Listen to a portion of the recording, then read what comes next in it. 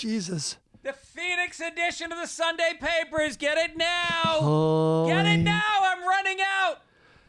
I need the money for soup for my family. Arizona is terrified right now. Oh, my God. All right. How are you, man? So tell us where you... First of all, you're going to have technical difficulties. Should we warn them in advance? Yeah, if you're watching this on Zoom, you may see some freezing once in a while. The hotel Wi-Fi, I think I might have worn it out watching porn last night. Oh. Can you wear out hotel Wi-Fi? You can wear out a lot of things. I don't know about Wi-Fi.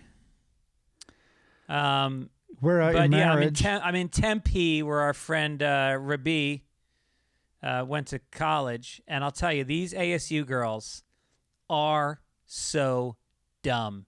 I was sitting at an outdoor breakfast place yesterday, which, by the way, you don't have to sit outdoor. Arizona is the hottest spot in the country. Indoor dining. The gyms are open. Technically, it might be the hottest spot on Earth. Yeah, and the gyms are open, and mask using is fucking scoffed openly on the street. Somebody said something to me because I was wearing my mask while in the street. And anyway, so you overhear girls talking, and it literally sounds like that character from Big Mouth. This girl is like, "Oh my God! Oh wow! I'm no way, man." And just like you see, like I watch a fair amount of casting couch porn, and wow, 2 porn mesh. 3 minutes into the podcast, 3 porn God, and I'm now hoping for technical difficulties. And, it's almost all girls from ASU on these casting couches. That's what it is. Yeah. And you look at them and you go, oh, yeah, I could get her on a couch in 15 seconds. Okay. So this is our and so far so good, our non-political edition of the podcast. Right. No politics. No politics. It's too we know easy. that you guys got an earful this year. Everybody's got fatigue about the coup. Everybody's got fatigue about the impeachment. The country being stolen. I think both sides are saying that. People are tired of, they talk about that the vaccine's not being spread. So we're not going to talk about any of that stuff. Sounds good to me. What do we got? We got that song I liked a lot, by the way. Great song. It was Sam Femino did it. It's we got a bunch of good ones coming up. Last night, my friend Rob Dukes, who's in a heavy metal band. I can't remember the name of his band. He's in a really famous metal band, and he did the song for us. Remember the Sunday fucking papers? Oh yeah, he did that. And he's writing another one for us right now. He came to the show last night with his lovely girlfriend. I fucking love. We hung out for a while after the show. Such cool people. So she's the exception to the Arizona dumb? Oh, no, she was dumb as hell. No, I'm kidding. No, she was from San Francisco, and she was actually very sharp. And she did a graphic for us that we didn't use, but she's going to do another one. Very cool. Since you put that call out, we've gotten a lot of good submissions. Here we got a note from Chris Denman, our producer, who's currently is his Twitter handle QAnon Chris? He changed it. Oh. He's saying that Rob was in a band called he's in a band called Generation Kill. Oh, they are big. Yeah, they're big, and he's fucking he's got the most killer voice. His band was so fucking violent that he's banned from the Whiskey a Go-Go in L.A. Oh, wow. Yeah. He'll play the inauguration. Yeah. Anyway, politics. So we also got a nice logo from Lawrence Tarpey of the Beatles, which he did a really nice job. Nice. And we've gotten a bunch of new songs and logos since we asked for them, so keep them coming. We appreciate those. What were we? What were we talking about that we said save it? We were going to talk about ayahuasca. There was something else too. We're thinking of recording our what's supposed to be 5-minute meeting to kind of go over what we're going to say, because it's often funnier than the podcast. And it lasted 47 minutes. Also, the 5 minutes does last 40 minutes. Yeah. We were also going to talk about, I'm in Phoenix, and you said I should have driven. Oh yeah, to avoid the AIDS, the breath AIDS. No. I actually thought you should drive because I think it's a toss-up when it's a 5-hour drive to fly, like Vegas, to door to door. First of all, it's a 6-hour drive. I just looked it up. And if I fly, it takes me, you know me, I leave 15, I get to the airport an hour before the flight. I leave myself 15 minutes to get to the airport because I live in Venice, and I literally do make it in 15 minutes. With parking? So that's parking, I get dropped off. What am I, fucking... Okay. What is this, 1975, where you smoke on the plane and you that park at the airport? Oh, God, those were the days. Real glass martini, metal knives. I remember picking you up once, so maybe listeners can relate. So all I do is get unending crap from my family because I'm way too casual about I don't want to get to the airport early. I also want to leave 15 minutes before I have to get there. I don't even like leaving an hour in the airport if I'm flying domestic. So my girls are always like, what they demand to see what time I've set the alarm for. They demand to know what time I've ordered like an Uber to go to the airport. So I have that sort of persona, right? I'm leaving late. We are flying to Vegas.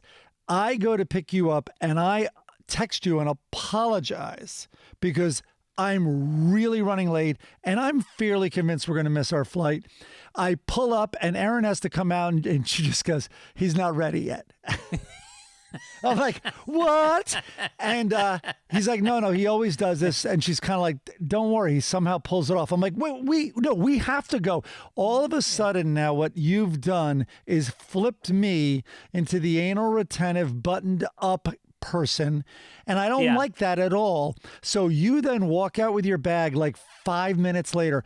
I'm saying, I think at this point, no joke, I think we were at your home and our flight was leaving in like 55 minutes. And you're like, don't worry, I got this. And you go, you better let me drive. So I now am not only the panicky little bitch, but now I'm riding shotgun as you take literally using my words carefully, as you man the helm and get in their car. You start to take off. I'm just staring at you and you're like, there's 2 lights I always run on the way to LAX. And I'm just like, what is going on? We pull down to Jefferson and Lincoln. Anybody in LA knows this is a giant. I think there are 4 lanes or at least 3, and then the 4th one, which makes a turn, going north and south. So that's at least 6 lanes. And then Jefferson is huge. It's at least 2 lanes on each side. You like kind of crane your neck as we're approaching the intersection and just go right through the red light. Right through. That's the one you run. There's never any cops there. And it's a long fucking light. You save yourself 2 minutes right there. We made the flight. We made the flight. I once woke up at 9:15. I overslept. I woke up at 9:15. I had a 10 o'clock flight, and I texted my wife when I was on the plane. I'm like, I'm on the fucking plane. We haven't taken off yet. I've done that too much where I've proven like to work and stuff. Yeah, but I'm the guy on the podcast that you flipped it on. I'm the guy who's like, making sure everything's done and ready, and I'm worried, and I send you little invoices at the end of the month for how much money we lost on the podcast. I haven't even done anything about it. I haven't collected a cent.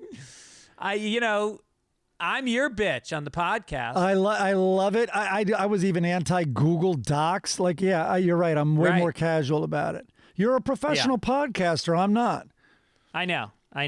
And I actually enjoy it. I like putting the script together. I was glad this week I kind of made up for letting you fill out a lot of this material, which is good. Yeah, you stepped up. Which this is good week. because you don't seem full Fitz force this week.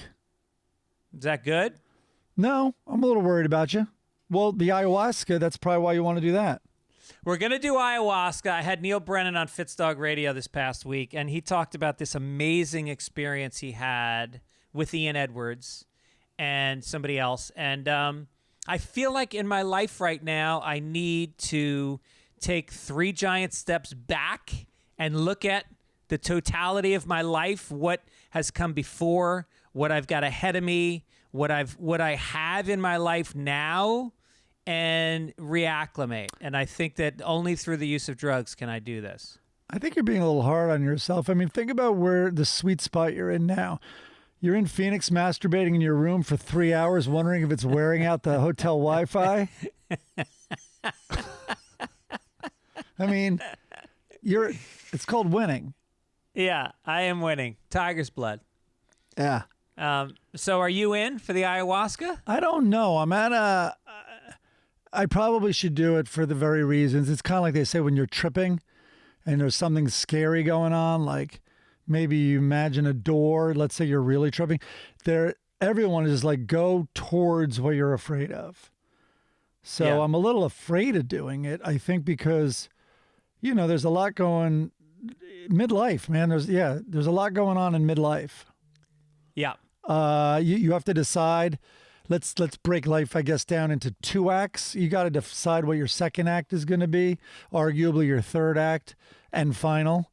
And my parents are still alive, and in a weird way, when you get up towards I'm in my early 50s, that all of a sudden becomes a giant chapter that you're approaching. And how is that going to change you? I mean, you took the easy way out by having your dad die when you were younger. Yeah. I thought you might have been frozen. I thought that was a technical difficulty. I was frozen for a second. Oh, I thought you were frozen and this podcast is no longer going to happen after you just said that. No, I think there's 3 acts to life. There's, assuming that you have children, it's before children a second act, and then you're almost there. I've got 1 kid left in the house. Once she's gone, then I feel like Act 3 really begins. Right. And you decide, can I switch what I do for a living? Like, do I want to continue going on the road, writing on TV shows, doing podcasts? And I can't imagine not wanting to do those things because I enjoy them all, and I can't think of anything else I'd rather do. But this is when you can change. Right. Absolutely. Yeah, who knows? What would you have done if you didn't go into TV writing and producing? What would you have done? I mean, if I had to do it again and I wasn't allowed to go into comedy and this, I think I would definitely become a lawyer. Definitely. Really? Because a lawyer, when you're in your 20s and teens and even late 20s, you have this narrow focus on it. A lawyer can do anything. Yeah. A lawyer, I'm not saying but I'm just saying you're not limited to the law. You could go into politics. You can join boards of charities. Like, everyone wants a lawyer on board, whatever they're doing. I mean, obviously a productive lawyer who's for the cause. And also, just in general, I think it would be very helpful. I also kind of enjoy that stuff. No, that's the way your mind works. You're always the guy who's looking at lawyers look at things from different angles. And you've always got a take on things. And I see you get excited about having a different take on a topic. And that's what a lawyer does. I do but to a fault. And that's why I lose so much money in the stock market. I love contrarian views. But I also love trying to use someone's argument against them, and especially flipping the scenario, but too much. There's a defensive thing, and I guess that's what in ayahuasca, that would be one of the huge things I'd want to let go of. I've gone through my life very defensive. You and I both have. What's so funny is the icon of the Irish, Notre Dame's literally called the Fighting Irish. Right, right. That's the cheap Jews, or it's you're just going to tag all of us as the fighting? What? Yeah. That seems unfair. No, my mom, send a repair guy to my mom's apartment and he will leave having been called a cheat and a thief. She trusts nobody who has any control over the situation that she doesn't. And I get the same way. I don't trust anybody to not rip me off. I'm way too guarded. No matter if someone brings something on me, I'm immediately doing, even if I've learned to do it in an even-toned way where they don't realize I'm doing it, I'm doing though, yeah, but if I did that to, like I immediately am sort of switching this thing to paint them in a corner. It's like, what the fuck? Dude, life is so much easier if you can turn that on if you want. The problem is I can't turn it off. Now, I remember, I won't mention the TV show, but I know you were involved in a show. I think you might have been a co-creator of it. And there was one of the talent on the show had a management company that wanted to produce. Their agency wanted to package, and this is all a little obscure for people that don't know entertainment, but it means that they're basically leveraging their client to get a piece of ownership. They're blackmailing to, and you stood up to them, which nobody ever does, and it really hurt your career. Yeah, no, I was not. I also, whatever. I remember the Burn with Jeff Ross and Anthony Jeselnik's show. Comedy Central told all of us to leave work. And hopefully this is interesting to the viewers. I'll keep it very short. But they told us, we're like, what? They're like, get up out of your desk right now. And the WGA, the Writers Guild called us and goes, stop work. And it's like, what? They're like, this is your union calling. There's a work stoppage. I'm like, says who? They're like, your guild. And I'm like, okay. And so all of us at the top, including Jeff Ross and including Anthony Jeselnik, are in the Writers Guild. And so we're like, okay. And then I call Comedy Central and they're like, we're uncomfortable talking to you unless our lawyer's on the phone. I'm like, oh, this shit's real. So anyway, long story short, we had both sides telling us different stories. Finally, I asked the guild, would you mind if I called Viacom's lawyer who's you're claiming is a liar? Because he's telling me a different story from what I hear. And then, so anyway, I decided to talk to both sides, and fucking both sides hated me for it.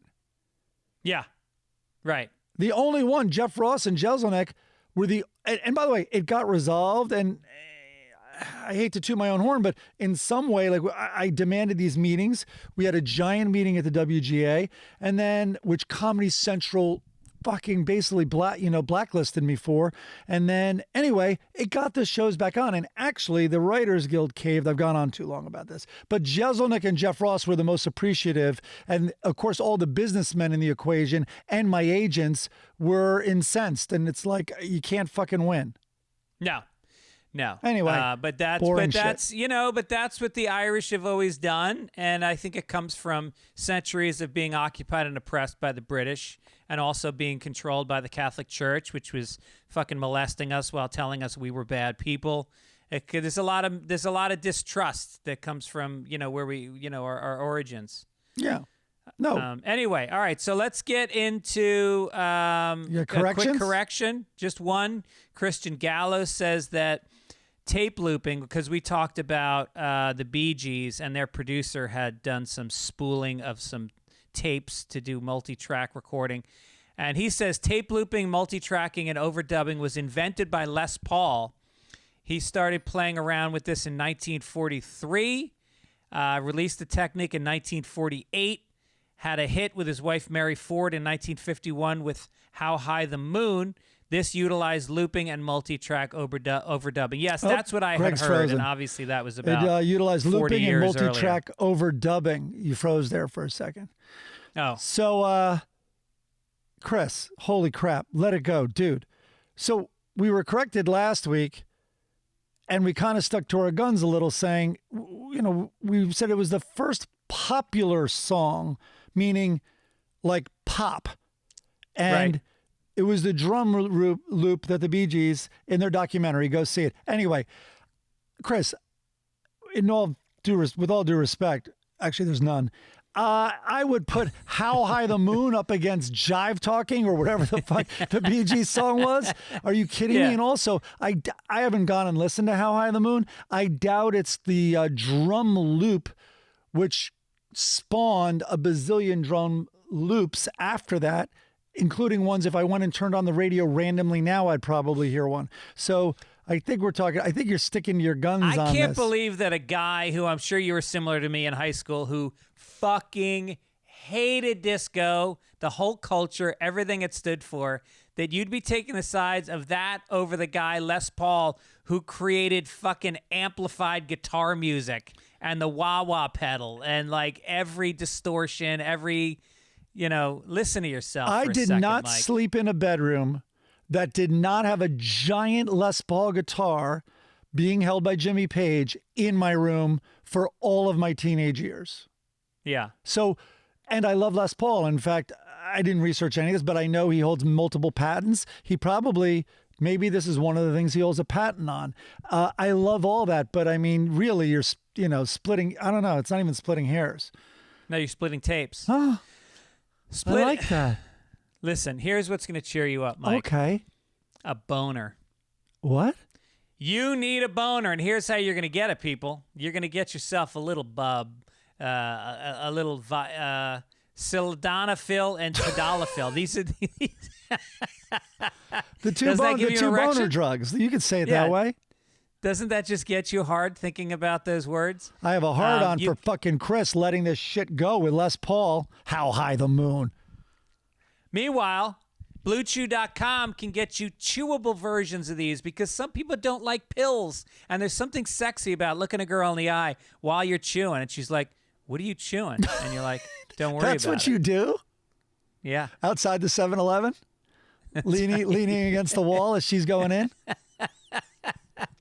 The best part about getting these is that you don't have to sit there with your doctor, the guy that just had his finger up your ass, the guy that is touching your back and telling you to breathe heavy. You don't have to then ask him for a pill that helps you get a little more action going with your nether region. I'm going to get them. You got to get them. I did. They sent them to me because, they said, do you want a sample? And I said, sure. I figured I'd get an envelope with a couple. I got a box, a fucking shoebox size sample of Blue Chew. Erin's hiding them all over the place. I tell you something. I took one and I fucked the shit out of her. Wait, your quarantine sounds awesome. I felt like I had a little person grabbing my ass and pushing me back. It was insane. It was insane. And the best part is you don't have to wait in line at the pharmacy. The package showed up to my door. If my neighbor had gotten it and walked over and gone, we got a package for you, wink, wink. There was no wink, wink. There was nothing on the package. Right. Discreet. I like it. Chew it and do it, people. Here's a great deal. Visit BlueChew.com. Get your first order free when you use promo code PAPERS. Just pay $5 in handling. Wow. That's BLUE Chew.com. Promo code PAPERS. Do it. You'll love it. You'll thank me. Your significant other will thank you. Everybody's happy. That's a deal. No reason not to try it. Why not? People do so many other things to improve enhancement in their lives. Health, you work out, you do all this stuff. So anyway, you'll love it. Also, the thing I want to talk to you about this week, I'm about to watch, you talked me into YouTube TV, which I did. Can we get them as a sponsor? I won't stop talking about them. I know. But the sponsor we do have helps me this week because ExpressVPN is it lets you hide your identity. It helps you YouTube TV. I wanted to watch the Rams game live today on YouTube TV. Now, because I'm in Phoenix, it won't let me do that. Oh, really? Unless I change my identity through ExpressVPN. I changed my location, I'm sorry, and now I can watch it. I can stream it. If I want to see shows that are on in England on Netflix that they don't show here, I change my location to England. I heard that when I was, no joke, this isn't part of the ad. I remember early on when I was in sitcom land that the writer's room, there was talk about this Fleabag. I think it was Fleabag, or it might have been another but amazing show that I'm like, wait a minute. I tried to find it last night. Where is it? And they had heard about this show from England, and they did exactly what you're saying and tapped into it. But it was almost like, bad example, but do you remember when people would bring cores back from Colorado when we were little? Like, you can only get this in Colorado. I'm like, whoa. Yeah. All right, anyway. And so it also, I mean, the main thing is it hides your identity. I mean, if you don't have it, it's like your whole internet is like an open door. You will stop being tracked by, your internet provider is giving all your information over to, Comcast, Verizon. These big companies are selling off your info. ISPs can, they're not safe. So ExpressVPN, you get a secure encrypted tunnel between your device and the internet. It's easy. I just click one thing and I'm on every time I get on the internet. You can do it on your phone, your laptop, even your router. Everyone who shares your Wi-Fi can be protected. So people should know it also covers your router. That's right. And I have it on my phone. I have it on my laptop. And it's made it life has been better. So highly recommend this. Secure your online activity by visiting expressvpn.com/papers today. That's expressvpn.com/papers, and you can get an extra 3 months free. expressvpn.com/papers. Not expensive, well worth it. All right, let's get to the front page, Mike. Do you have a paper to crinkle? I sure do. Can you give me 5 minutes? I have a plastic. I got one over here. Close. There we go. We don't need silly papers. We don't need no stinking papers. I don't have a paper here. I'm going to remember that next week. I didn't hear you. All right, I got a paper. Ah, look at that. Here we go. Front page. Oh, that's a crisp one. That's a crisp new one. Extra! Extra! Read all about it! Extra! It's the dry, it's the arid desert you're in. A hacker took control of internet-connected chastity cages and demanded a Bitcoin ransom before releasing their hostages. A chastity cage, if you didn't know this, Mike, and I think you do. This is one of the few times I'm authentically acting like I don't know what it is. It is a cage for peni. Okay. That's a popular accessory within the BDSM community. Chinese manufacturer Kui decided to make a model called the Cellmate that's locked and unlocked through the app, and it was hacked. The hack said to the victim, "Your cock is mine now." Of course, it was from a Chinese company, so it said, "Your cock mine Tao." Thankfully, the hacker seems to... You ever notice those messages you get from hackers from China? Yeah, of course. Yeah, all of them. Yeah, all of those. Yeah.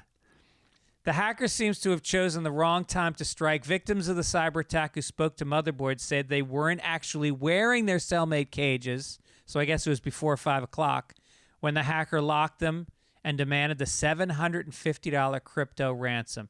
This, to me, this is something we need to wake up and pay attention to. This is worse than those Mexican kids locked in cages at the border.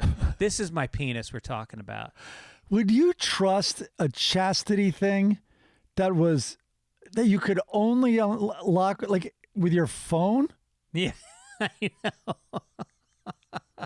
Oh my God! Talk about a new emphasis on like where's my phone app. Yeah. I don't think so. Like, what if there's a blackout? Anything? You can't charge your phone again. Well, first of all, I don't know how it. Let's talk about the mechanics of this. Is the cage go tightly around the underside of your balls so that your balls are acting as the barrier between your penis getting out of the cage? Yeah, I don't know. Yeah, I guess so. I guess there has to be something so you just can't shrink yourself like crazy, like put yourself in a tub of ice and then slide it off. Which also begs the question, did they fit the cage for the region that it's sold in? Because... Oh, boy. I don't know that you get an American cock into a Chinese cage. Okay. What would you pay? By the way, $750 in Bitcoin. What would you pay? They hack your cock cage. It's on you. You get the message. How much would you be willing to pay to get this thing off of you? I'd begin with $150 for one nut. just to see if they had control, like they're promising. Right. And then then I guess they have me if it does work. I don't know. Imagine, but if your phone does run out of battery, all of a sudden now you're running around with a cage on your crotch, like begging someone to charge your phone. I guess it's her phone would have it, or his phone, whatever you're into. I mean, that's something that if my ex-girlfriend has access to my text messages, which happens all the time, and she had access to the cage, the chastity cock cage, you think she's not using that? There was that comedian's joke. Oh, I think it was Sam Kinison. That imagine if you could remove your penis, like you're hey honey, I'm going out with the guys. He's like, well, you won't be needing this. And she pops it off, and he's like, oh, come on, honey, the guys are bringing theirs. She's like, no. And he has that funny bit, but that's what this is. Yeah, right. Well, speaking of Bitcoin, you had a story. Oh, my God. The Bitcoin stories, there are a couple of this week. They're great. Okay. A British man who accidentally threw a hard drive loaded with his Bitcoin into the trash has offered the local authority where he lives money if they allow him to excavate a landfill site. Now, this probably sounds familiar because they actually did this storyline in Silicon Valley. That guy who was concerned about being 9 zeros or whatever it was, the very aggressive, I really should say the actor's name because he's so great in that show, but his fucking maid threw out his thumb drive, which had his Bitcoin key on it. And he was at a landfill paying guys to find this thumb drive. So anyway, the real story, though. Oh, no shit. Real? I wonder which came first, that or this. Well, I think this, they would steal their stories from the headlines because this guy has been asking the city since 2013. Oh, so they stole it from this. Interesting. So he's an IT work. Well, they like to brag that their stories are real Silicon Valley stories. Anyway, this IT worker, James Howells, got rid of the drive, which held a digital store of 7,500 Bitcoins between Holy June shit. and August 2013. When the cryptocurrency shot up in value, he went in search of it. He discovered that he had mistakenly thrown the drive out in the trash. Howells first discovered that the hard drive was missing when his Bitcoin was worth around $9 million. He told CNN, I continue to offer 25% to the city to distribute to all local residents should I find and recover the Bitcoins. So he's gotten the town on his side because he's going to give them all money. The city said that the excavation is not possible under the licensing permit, and the excavation itself would have a huge environmental impact on the surrounding area. The city goes, the cost of digging up the landfill, storing and treating the waste would run into millions of pounds because it's in England. Okay, but get this. Based on the current rates, the estimate of the Bitcoin, if they find it, is now $273 million. Dude, get a cargo plane, take it to Pakistan, go to the garbage dumps, round those fucking kids up because they're good, and bring them back to England and just set them on that fucking... Dude, you can't get a meeting in the town and remind them what 25% of $273 million is? Yeah, right. How much to buy it? Can you buy the land that the landfill's on? That's a really good point. Buy the land. What could it cost? 10 million? 20 million? How about 100 million? Yeah. How about you pay $100 million for a dump and you clear 173 million net? I think I read another place that he might have since been like, here's the deal. A third goes to the town. A third goes to whoever helps me find it and finds it. And I'll keep a third. Right. I mean, Damn. Are you kidding me? That's insane. Do you know how excited I still get when I find a $10 bill in my jeans when it comes out of the laundry?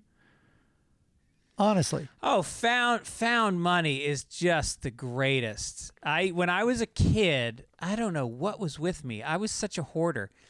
every time I made money, I would hide it in a different place in my room. One of the places I hid it was we had extra wallpaper for my room. I had race car wallpaper, and I would cut out a square of wallpaper, drill a hole, roll up money, stick it in, and then put new wallpaper over the hole. Oh my God. Yeah. They're just finding that now in your room. Meanwhile, it's $2 behind each one. Oh no, this is true, and it was recently at like some silent school auction, for fun, raising money for the school. I think I bought $100 gift certificate to a restaurant. I misplaced it. It's hard to calculate how much time I spent thinking about it and trying to find it. Yeah. Because it's a free $100. Yeah.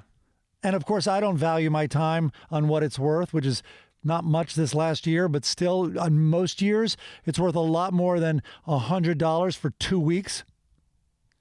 You should have seen me when I went to, I can't remember if it was Starbucks. I had a gift card that someone had given me, and I used it a couple years later, and they told me, no, that expired. And it's like, hold on a second. So somebody used cash money, gave it to you, you took it as income, gave them a card, and now you're saying that's not worth money? How the fuck is that legal? So it was a big issue. Everyone was doing that because it's amazing how many people don't use them. And it's like 25% of gift cards are not cashed in. Which tees up the next story. But just California then changed the law. Nobody is allowed to let gift cards expire. Right. So right. The next story, though, is kind of along there's a little bit of that in here. Stefan Thomas, I'm just going to go with Stefan, maybe Stefan, a German-born programmer living in San Francisco, has 2 guesses. This was a big headline this week. He has 2 guesses left to figure out his Bitcoin password. They give you 10 guesses. This is what he said. I would just lay in bed and think about it. Then I would go to the computer with some new strategy and it wouldn't work, and I would get desperate again. So he has 2 guesses left to unlock his, wait for it, $220 million. Holy shit. So listen to this. Of the existing 18.5 million Bitcoin, around 20% appear to be in lost or otherwise stranded wallets. That's $140 billion. Holy shit. Another guy, Gabriel Abed, had a colleague at work. Hey, buddy, I reformatted your laptop. I'm sorry, what? He reformatted his laptop, and unfortunately, that lost the private key to unlock his 800 Bitcoin, which is now worth $25 million. Imagine that. Who gets that? What happens to this $140 billion? Does it just sit there forever, or do the guys that are already worth $1 trillion that created Bitcoin, do they absorb that money? Or does it just sit in limbo? I don't know. I think initially, and I bet going forward, I bet you could come up with a system which everyone would agree to, because this is one of the things of it being so decentralized and there not being any sort of like authority. That was by design, obviously. So what if you were signing up for Bitcoin, right, Greg? And it was like, so here's the deal. You get your key. Really, really, really protect that and put it in a safe place. You get 10 failed guesses and then you lose it. And if they told you, and when you do lose it, it will be evenly distributed among everybody who has Bitcoin. I think you'd agree to that. Because all you're thinking about is the 140 billion that's going to get redistributed, because currently that's unclaimed. There was a guy, I wish I could remember his name because I'd love to fucking say it on the air. This guy, I had a hard drive, and I took all my VHS tapes of every stand-up sketch bit that I'd done in my entire life, and then I had all my fucking home videos of my kids all on like other tapes, Greg froze, the smaller but tapes. But he was going to say also his whole porn oh, you're back. And I had it all put onto a hard drive, and then I threw the tapes out. And then this guy that was helping me out, he was a producer, reformatted the hard drive from Mac to PC, and I lost everything. Wow. Everything. That stinks. I wanted to fucking kill this guy. And he was a stoner. He was and he was rich. He was from Connecticut. His father was worth like $1 billion, and he was working for me. So he didn't give a shit. What were you going to say about passwords? Weren't you? Oh, yeah. So I looked this up because I was curious about passwords, because I've looked into Bitcoin, and I've really, the only reason I haven't pulled the trigger yet is for this reason, that it's so fucking weird. You get this long ass password, which you're supposed to commit to memory because it's got like 23 words. That's what the password is. It's a series of words. Huh. It's not like H67, whatever. It's like words. And so you have to either have it in a hot wallet, which means you have it online, put aside, or a cold wallet, which means you offload it onto like a thumb drive where it's no longer on the internet. So in the case that Bitcoin is hacked, which there is, let's be honest, there's a decent possibility that all of Bitcoin gets hacked at some point, and someone fucking takes it. So you can take it offline, but then obviously that's like you said, somebody's got $273 million on a thumb drive. Can you write it down? I'm not even joking. You can write it down, but then if somebody finds it, they've got the 200. Fucking it's 200, like putting $273 million in your safe at home. Sorry, if $270 million, I would have like tattoos, like out of Memento. I would tattoo all 17 or 23 words, whatever you said, but they wouldn't be in order. Only I would know the order, and I don't know how I'd figure it out. Like maybe the body parts that were worth most to me, they'd go down in some sort of hierarchical order. I don't know what it would be, but they would be tattooed on me. Yeah. I would give one word to each of my 26 best friends, and they would just have to remember rabbit. Like I would say to you, just tell me rabbit someday. Yeah, and then you go to Dennis Gibbons, and he's like, I think it was yeah. Or he dies and my money's gone. Yeah. I mean, it's fucking. So anyway, I looked up passwords, and 33% of people in their password have a pet's name. 22% have their own name. 15% have down the name of their partner. Yeah. I've heard a lot of like kids' birthdays. And 69, I wish I was trying to research 69 because I know a lot of people. I did. I had a 69 in my password in the past. So juvenile. But it's like one of the most common things to have in a password. I've tried to organize my passwords. Like I'm like, okay, I'm gonna have the same password, and then I'll use for everything, and then just memberships to shit. So like I'll have the same exact password, and then I'll just put Netflix in front of it for that one, and then the same one for Hulu, and then follow it by the password. But they change it. They want it stronger. This one needs a special character. No, you don't have a capital fucking letter. It drives me crazy. Well, there are these apps that allow you, and I think it's time for me to do that. There are these apps where you can put your password in. I think I actually have one on my computer, but I haven't filled it in.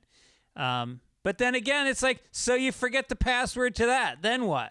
I mean, Bitcoin must be, that's the whole thing. It must be unbelievably hard to hack because these guys haven't tried to hack it.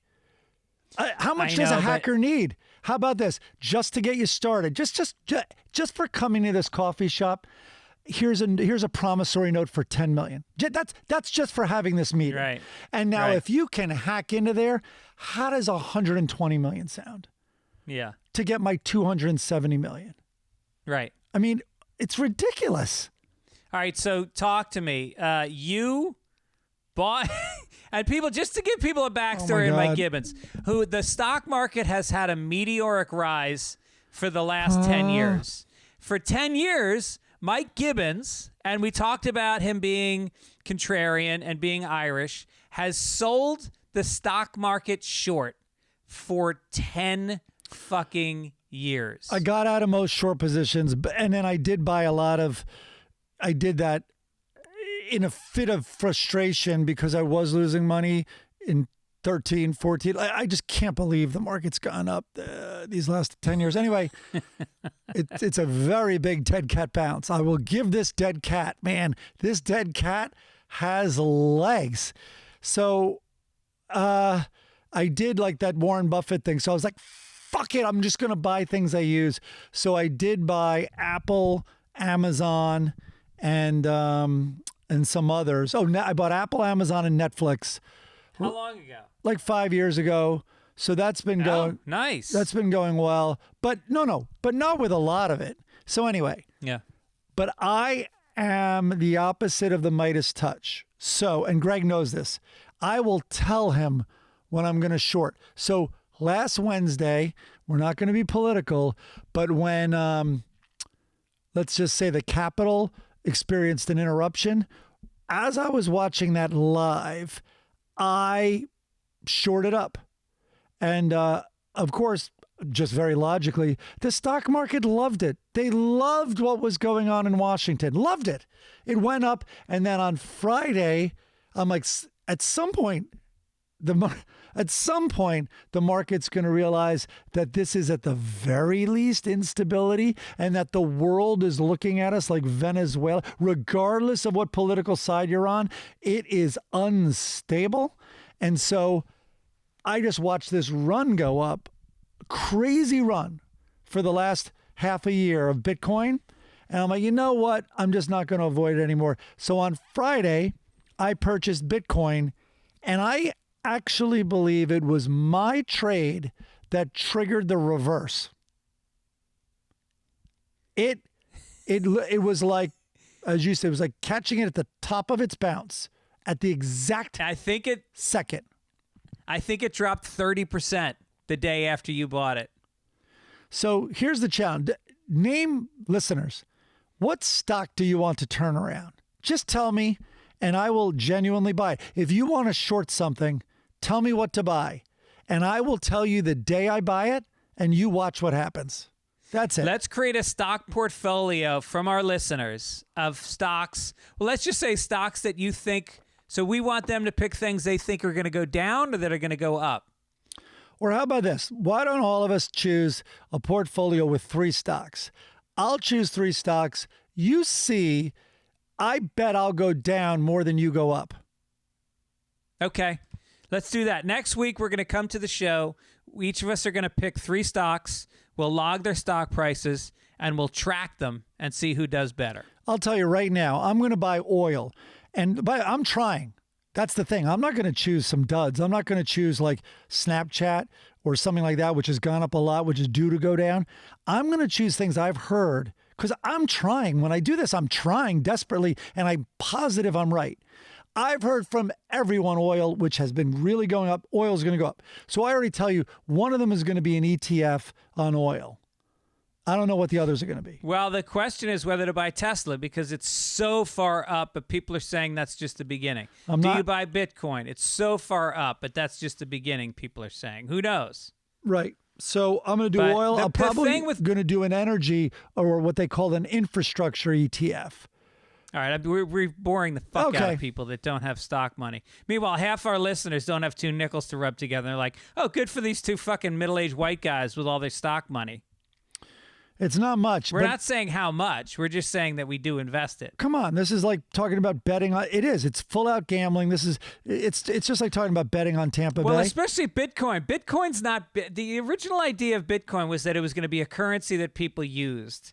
And it has suddenly become a long-term investment. And so nobody's using it to buy shit, which was the purpose of it in the first place. If you're a vendor, I'm not going to take a Bitcoin from somebody because it could go down in value, and now I've just lost money on the transaction. It swings wildly. It's up 20%. It's down 30%. That's not a currency that vendors want to take. If you were a vendor, it's a you would love pyramid it. scheme. So you're literally betting on a pyramid scheme. It's the definition of it. Don't get me started. Wall Street, the market is a pyramid scheme. As soon as money stops going into it, it falls apart. That's just a fact. Right. Okay. A Quebec All right. couple were fined when they were caught walking outside of their home after an 8 p.m. curfew on Saturday. Why is this news, you may ask? Because to circumvent the curfew, the wife was walking her husband on a leash like a dog. Dog walking is permitted after curfew. Police told the local press the couple was not cooperative, in quotes. The force said the pair's dog walking excuse failed to justify their trip outside. The husband and wife received fines totaling around $1,000 each. That's U.S. I actually converted that from Canadian. They then got fined another $1,000 because she didn't pick his shit up off the sidewalk. You can't play it both ways. You're like, no, you're supposed to pick up after your dog. That's human shit. Well, what's it going to be, lady? Right.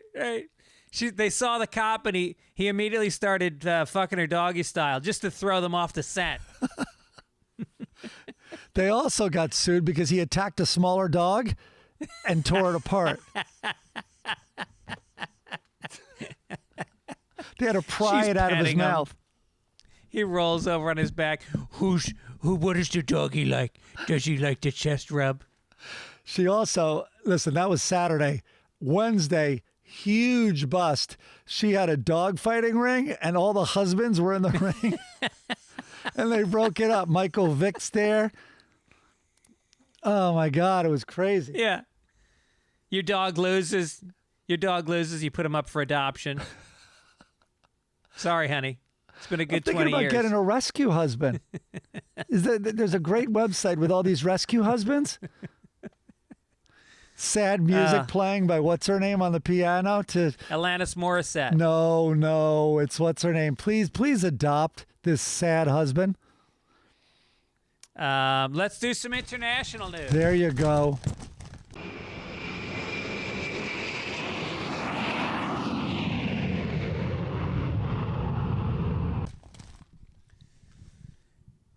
If infecting more than 93 million people across the... Can you believe that? It's been 93 million people. I heard it wasn't enough. Isn't it way more than that? Anyway, go ahead. COVID-19 has now been found in ice cream. Huh. 3 different samples tested positive for traces of the coronavirus after they were submitted for a food inspection in northeast China's Tianjin municipality. Well done there. All goods that had been distributed from the company's warehouse were tracked, and all 1,600 employees went into quarantine.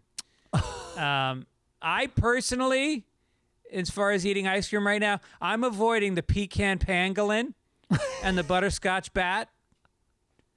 Oh, I didn't see this story. You just put it. I would have come up with funny things. You know, this ice cream, it's creamy. Oh, it's nice and cold. I don't taste anything. It doesn't seem to have any flavor. Is this salted Corona? It tastes delicious. Hey, can I have a bite of your ice cream? Help yourself.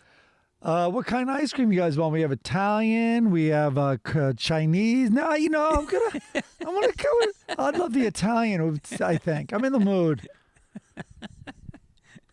That's crazy. Wow. And then we've got... By the way, you think it would be all right. You're in China. It's like, okay, listen, you have your choice.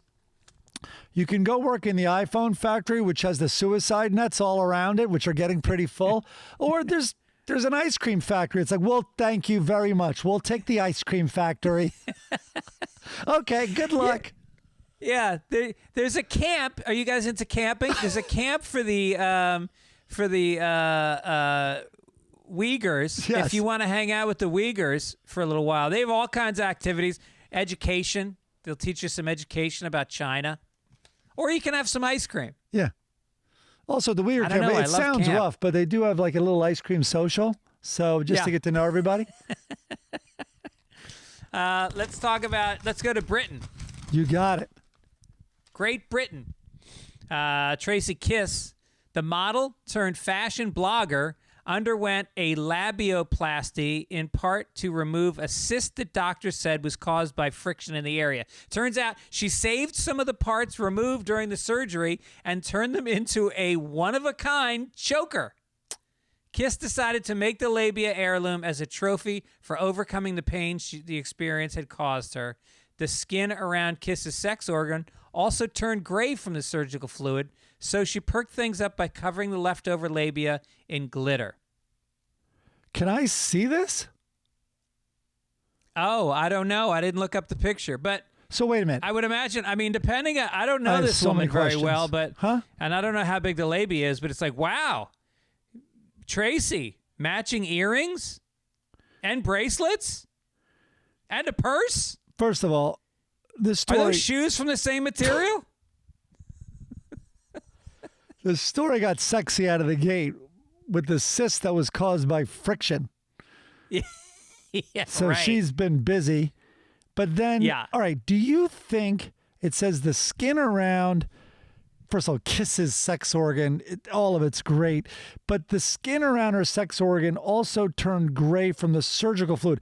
Do you think that's the skin that's still on her body? Yeah, I guess so. It's the leftover labia. Yeah, it's the leftover labia. First of all, as most people know, leftover labia is better than labia. It's like Thanksgiving. It's better than the It gets labia the better. first time. It does, and you look forward to it. It's like a you know? lasagna. It's like leftover lasagna. Just you put it in Yeah. the fridge. Second time And- you have a go at it, delicious. Yeah. But if you wait too long, you don't want it. It'll go bad on you. I don't know. The glitter might help, even if it does go bad. It's kind of like this milk is super close to going bad, but I already poured the coffee. I think I have to Yeah. make it work. Yeah, I just like that she's using everything. It sounds very like Native American. With the buffalo. Yeah. Exactly. Buffalo labia. I mean, you could fucking lasso a horse with that. That's a lot of necklaces. Florida man. Let's do some Florida man. All right, here's Florida Man. A little twist this week. It's there. Yeah, there's the paper.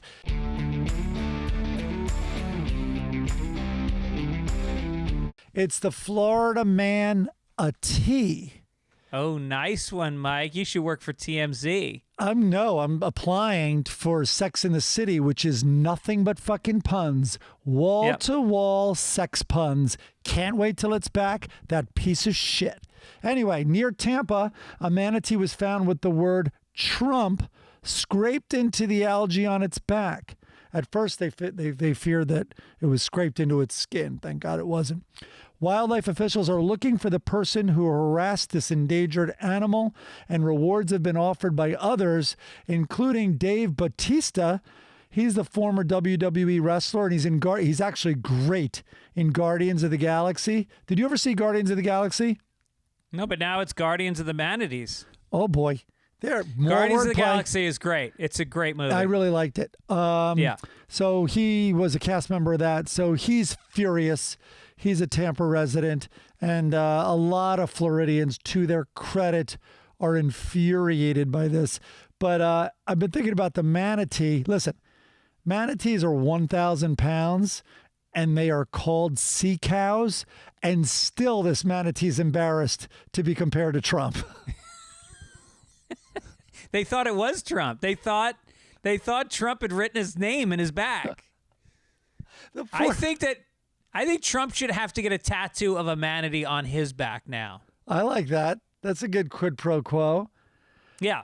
I mean, the poor thing's going around. It's like, hey, guys, what are you doing? No one's talking. He doesn't even realize that Trump's written on his back. Hey, where are you going, guys? I thought we'd go upstream a little. He's like Rudolph with no friends. Right. Make the Atlantic great again. Hey, we're not getting political. Not getting political. It's just a slogan. It's just a slogan. All right, let's get to some entertainment. Totally non-political.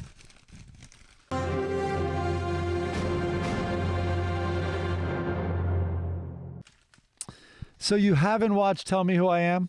I forgot to watch it. I will watch it tonight. Did you see it? Dude, you should listen to our podcast. I talked about it a lot last week. Oh, yeah, that's right. And the thing to me, there's easy things you would think I'm recommending it for, like, that are juicy sort of, but it really is the philosophical question, which is established in the first 2 minutes, which is you get to tell everybody they've lost all their memory, so you get to refill their memories. That's a giant responsibility. Philosophers call it playing God. And so there's a lot of implications, sorry. Implications? Well, there's amplifications on the implications. And well, is that if you imply something, but you do it really loud? Yes. Like, you should know this memory. Anyway, that's what got me going and why I really liked it. Because, all right, I'm going to check it out. Yeah, it's really fun to talk about on a podcast like we were supposed to this week. Jesus. All right, what did you see? Tiger Woods documentary is so fucking good. It's kind of psyched I didn't see the first one because there's a second one come out tonight.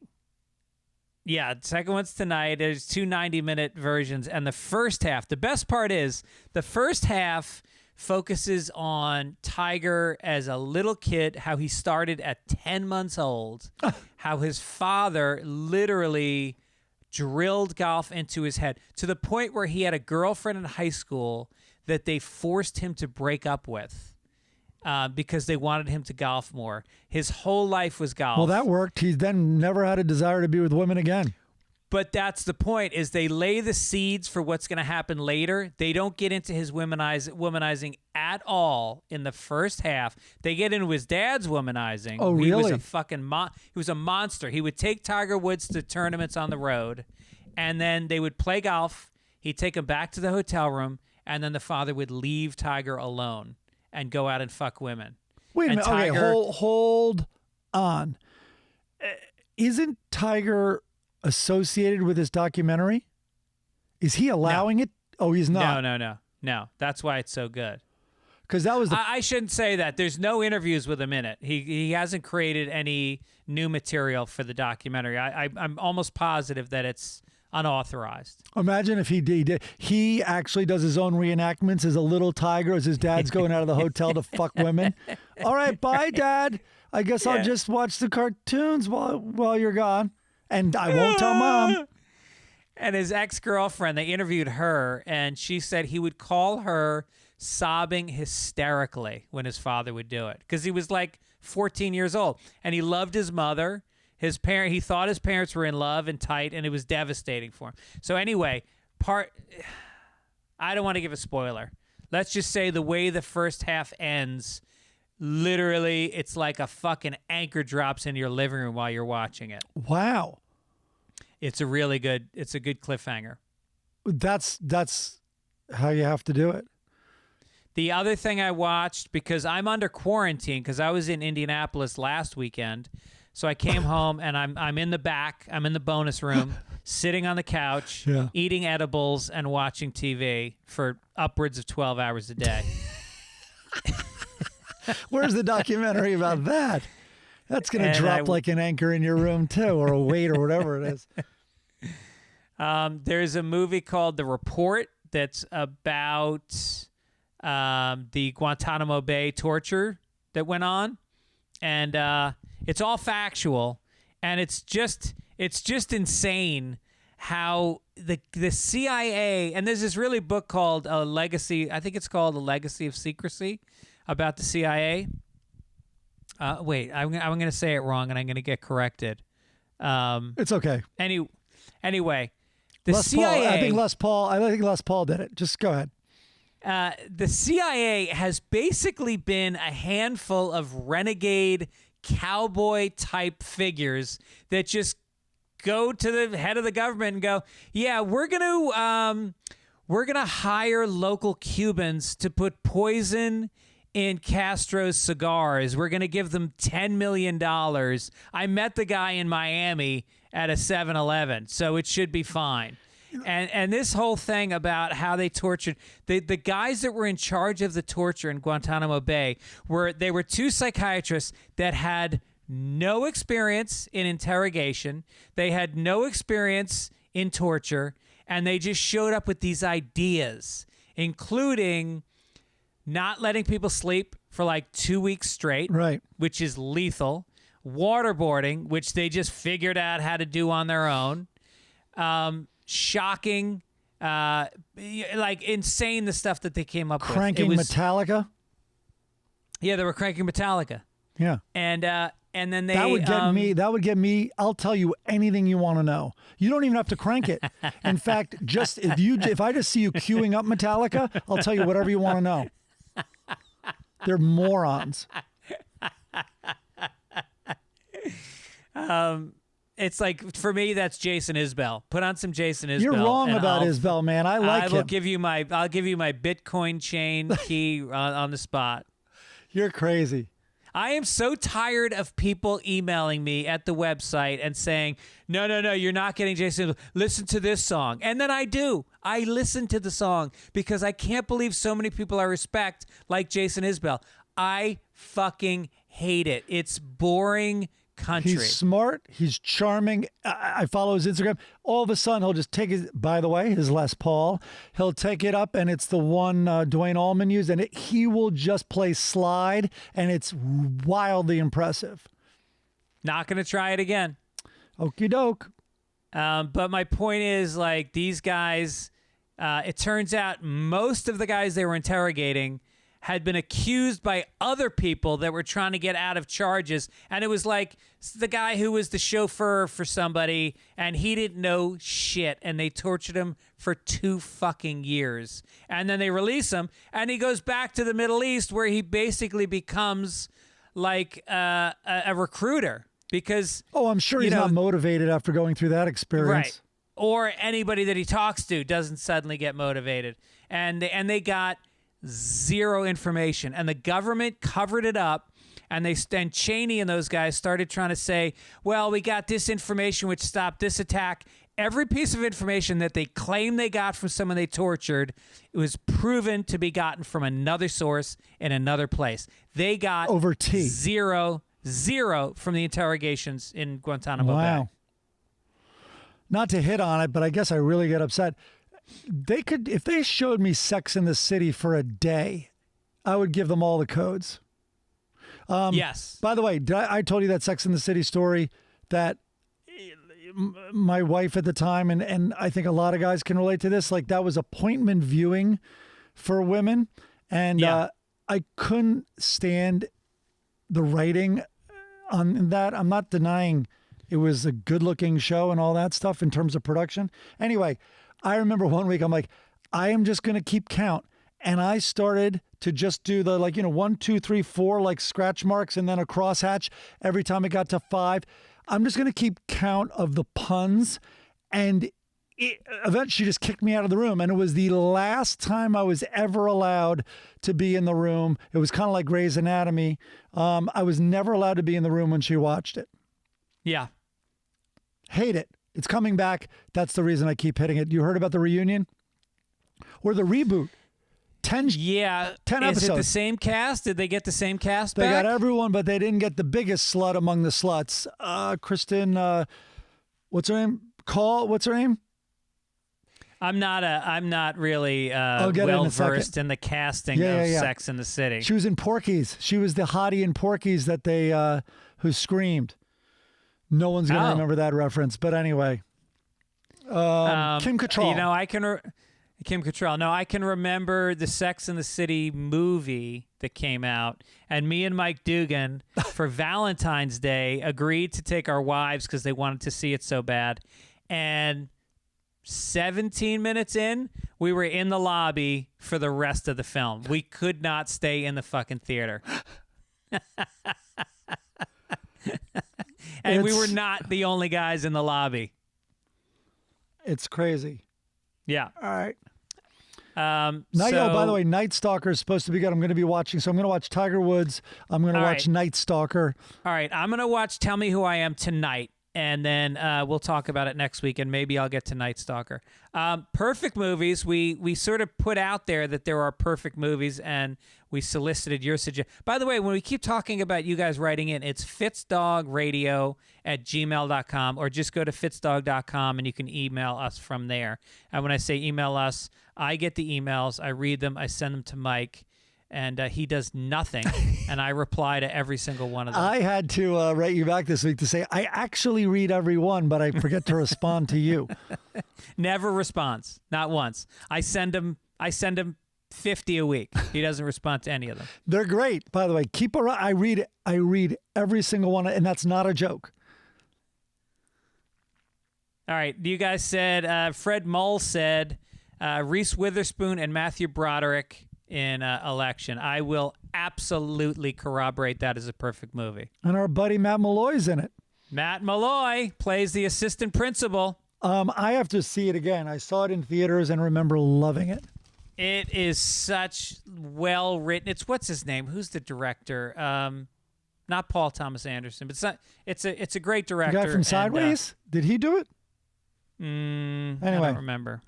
Yeah, I think you're right. I think it is the guy from Sideways. Oh yeah, Kim Cattrall. Kim Cattrall wrote Election. And then Anthony Huberty says Grand Budapest Hotel. I will absolutely back you up on that. Ralph Fiennes. I like it. It's amazing. I wanted to say it's noteworthy for me to say I like it because I'm not going to, please don't write. We just told you to write and I read them all. I will not read your letters telling me that some of these Paul Thomas Anderson movies are good.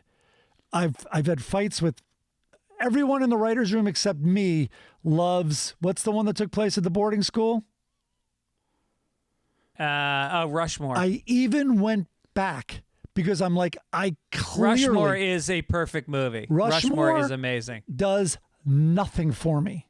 Yeah. It's too adorable and nerdy. I don't know what it is.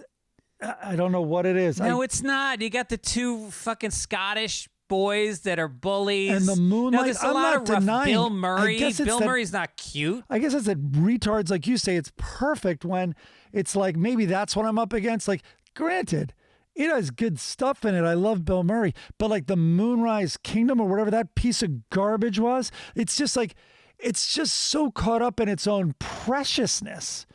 Well, once you have that in your head, you can't enjoy watching. It's like watching for puns in Sex and the City. You're not gonna get let go into the escape of her fucking blogging about her shoes if you're thinking about puns. We're gonna have a cute conversation in a tent, and it's just so in love with itself. It's doing nothing for me. Alexander Payne is the director of. It's all characters, no story. Election. And he did Sideways. See? Alexander Payne. We just got that note in from our fine producer, who is I don't know why he always has to say watch out for Wednesday. Chinese troops are amassing at the Canadian border, and they're here to make sure Trump gets reelected. Why would he write that? There's nothing to do with the podcast. This is a non-political podcast. We've also told him it's non-political. All right. All right, so let's go on to sports. Sports.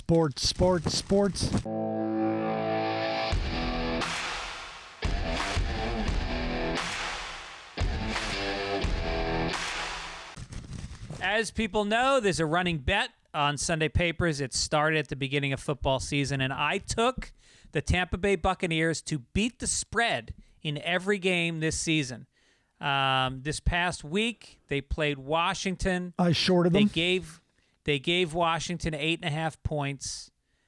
Washington lost, but they only lost by 8 points. So by a half a point, you won that one. I think it went up to 9 before game time, and we've agreed it's going to be the game time spread. But that is uncanny. I've used the word before. It's a perfect use of the word. So now you're only down $100 to me. It's $50 a game. This week they made the playoffs, so they are playing against the New Orleans Greg Saints. is frozen. The Bucs Actually, are the Washington game was the playoffs. Yeah, that's right. And now, for the first time all season, the Bucks are actually receiving points. So I think they may have before. Maybe once before. Yeah, I think maybe. At the most. So I get 3 points. We'll see what happens. And then so you're almost guaranteed to not lose too much because there's no way the Bucks are winning the Super Bowl. So that's a $50 loss right there. You're only true. down 100 now. Not true. For instance, the Bucks could win this. I mean, the Bucks could give points and still lose, and you would win that bet. I probably have that backwards. True. That's true. You're right. No, there's definitely possibilities where even if they lose, even in the Super Bowl, if they lose, you could win the bet. So this week, though, I'll tell you, man, as a Jets fan, it's first of all, that Washington game. Heineken? Is that Heineke? Heineke. The Washington quarterback, the kid who came in. I know he's nothing. A rookie, isn't he? Huh? Is he a rookie? I think, but put it this way: this was the first time he got a taste of the NFL, definitely playoff game, and I think game. It was unbelievable to watch offenses that work way more than they don't work. Like, it was just a duel. This kid. Did you see his run where he just decided on the 20-yard line, I am getting this goddamn ball in the end zone, and then he dove to touch the cone? Yeah. It was like watching Steve Young at San Francisco. He was my favorite quarterback back in the day. I hated San Francisco. I couldn't take my eyes off him. He could run, he could throw. Yeah, it was Steve Young. People don't remember Steve Young. He holds a lot of records. He had one of the highest QB ratings in history. Sat on the bench for multiple seasons watching Joe Montana. He gets in, and then he becomes a Hall of Famer. Yeah. Anyway, this will be like, I mean, talk about, these two quarterbacks. Holy hell. But I love having the Saints, and I only have to give 3 points at this point. Love it. Yep. Love it. Yep. He was Heidecker was the backup quarterback in the XFL.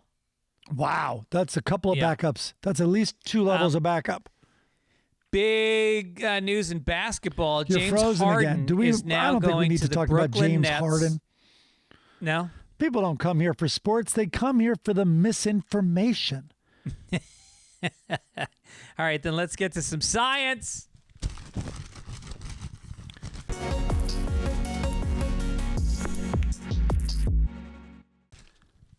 We were going to skip robots, right?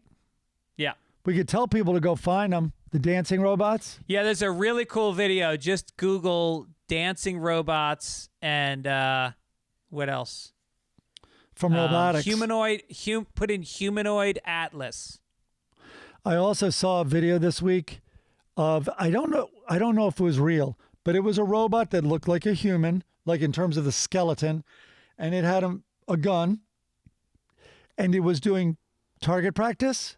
And while it did target practice, these guys were beating the shit out of it with 2x4s. And it was like ding, ding, like as it's falling, ding, ding, like everyone. And then as it's shooting, they would run between the robot and the target, no shot, because it had been programmed not to do that. And then as soon as they stepped out of frame, ding, ding, like hitting this little metal target.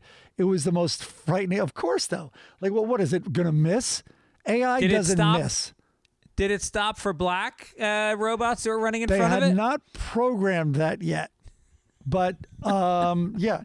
But all it says is, why didn't you comply? And the robot doesn't understand it's talking to a dead black person. But it just keeps saying, why didn't you comply? Why didn't you comply? Yeah. Oh, my God. I just read a story about there's a kid who was mentally challenged who was just fucking handcuffed and sat on by cops and died. It just came out. A black kid? A black guy? No. Because this is not the first one. Who was mentally challenged? Oh yeah. No, it happens all the time. There's a mentally challenged black man. I don't know what race this guy was, but the parents were standing there watching. The kid was in a parking lot. I think he was like 18 or something, and he had an episode and he started slapping his father, and I guess he was out of control, so they called the police. So the police kindly showed up, handcuffed him, and killed him. I was in downtown Santa Monica, which is pretty empty these days, and as I was waiting to cross the street to get to my car, 2 cop cars pulled up. Hear a woman screaming like crazy, and it was daytime, and all of a sudden, like, 2 cars pull up, out, tasers drawn, because I thought they were guns, and insane, and I am using that word accurately, sorry, a mentally ill person yelling insane things. Is that even proper? But screaming and kind of out of control, but thank God he knew enough to get down on his stomach. He was middle-aged white guy, got on his stomach and did put his hands, behind his head, but was not tased. But it's like, this is what a lot of people are talking about. We're not going to get political, but about defunding, it's really repurposing. They need a mental health expert on this case. In other words, the mental health expert, if they were fully employed, would probably know this man's name. You know what I mean? Yeah. Know what meds he's not taking at that time. It was just the saddest thing to see all around. The women were crying hysterically. Clearly, he had violated them in some way. And I felt sorry for the police, the man on the ground, the victims, the woman. All 3 were victims. Well, because the bottom line is this guy should be in a fucking hospital being cared for by our government. The taxes that we pay in California are through the fucking roof. We pay like 12% in state taxes, and they can't manage to get people that are yelling at themselves, that are hurting themselves on the street into an environment that's safe, that cares for them. Who are we as a society? Anyway, this next story is about dementia. Why don't you read this one, Mike? Oh, I forgot about this one. All right. Apathy can signal the onset of dementia years before other symptoms appear. I'm not even joking when I say, and of course it would be an okay joke. I'm wondering if I did this story another week. Anyway, the frontotemporal dementia is one of the leading causes of dementia in younger patients. Doctors typically diagnose the condition in patients between 45 and 65 years old. This form of cognitive decline can also affect language and personality. Patients can begin to act more impulsively and engage in inappropriate or compulsive behavior. One of the common threads in frontotemporal dementia cases is patients becoming apathetic, losing interest in things they normally do. Researchers say, can you imagine me as I'm reading this with a pencil in hand, just ticking every single box? Researchers say this isn't depression, even though physicians may mistake it for another condition. Holy crap. I'm like, I've got it over here. What makes you think you have it? Which ones in particular? They haven't listed one I don't have. What are you talking about? Cognitive decline. I'm praying it's the Accutane I'm taking, which they've told me. I Googled it. They didn't tell me. I Googled it. I have to go on a follow-up visit every month. I know people are suffering from COVID out there. I know listeners have lost loved ones. Just let me talk about my Accutane, please, as if that's not happening. So I do follow-up visits where they check the blood work and everything it's doing to my body. And then I bring up on the second one, like, hey. By the way, I just love that you're taking acne medication and boner pills at the same time. Yeah. No, it's all coming together, as you like to say. So I don't know. I don't have to still talk about it, but it's called brain fog is what they call it. I am experiencing it, and it's constantly, like, I'm talking to myself a lot more about things like, why did I go into this room? So I say what I'm going into the bathroom to get. I'm not even kidding you. That's life alone here when the girls aren't here. I'm foggy. I feel apathetic, but I just think it's aging. I just think that, look, I'm 54. What are you, 53? Yeah. And, we're getting to the point where we are supposed to fade into the sunset. I don't feel like that, but my senses are not. Like, my spirit wants to go on, but my brain is like, it's like when I used to play hockey. I was a decent hockey player when I was young, and then I started playing adult leagues a few years ago, and the puck would be on my left. I saw two defenders over here, and in my mind, I went to the puck, and I would use the back of my stick to deke between these two guys and skate towards the net. In reality, I took 2 steps and then had to skate forward because I was out of breath.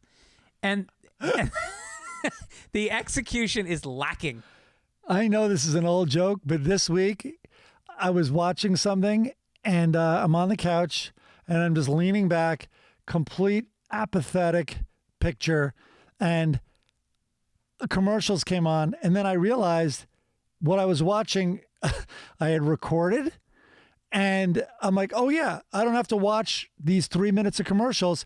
And then I looked, and the remote was on the other side of the coffee table, and I just sat and watched the commercials. I wish that weren't true. All right. Should we do business or should we skip business? Let's skip it. Oh, no, you liked it. I thought you liked this one. Oh, I did like this. Okay, you ready? Yeah, all right. This was actually business. This was actually even made it to the New York Times headline. That the headline is jobless. By the way, do you want to consider trimming some of your stories down a little bit from 5 paragraphs? Well, okay. Is that the brain fog? Is that the brain fog setting in? It might be. You don't have to paste the entire New York Times article. If I'm not going to sit up on my couch, which I consider a crunch, and reach over for a remote control to fast forward through commercials, which are making me nauseous, I doubt I'm going to cut down these 5 paragraphs. The New York Times headline was "Jobless selling nudes online and still struggling." You would think this would be oh my God, they found a new revenue stream, being creative and slutty in this new economy, but no. So then, I think if they were creating a stream, they'd make a little bit more. So I'll try to move this along. The New York Times, Sarah Benavides, I can't believe they gave her they saw her picture. She stopped working at her job as a medical biller in June to take care of her 2-year-old son after his daycare shut down.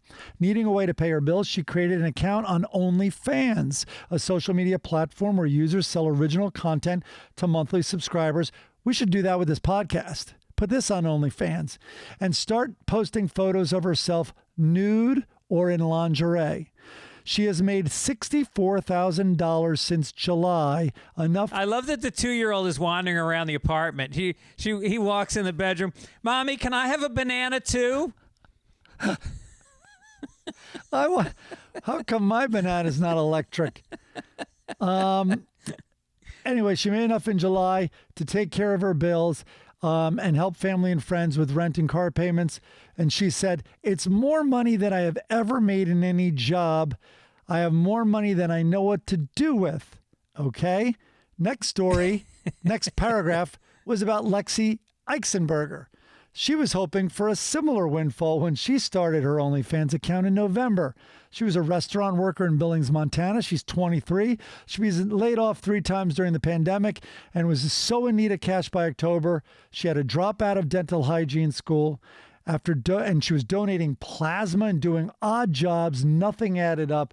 So at the suggestion of friends, she turned to OnlyFans. But since November, she has only made $500 so far. Now, I'm guessing Lexi eats a lot more than bananas.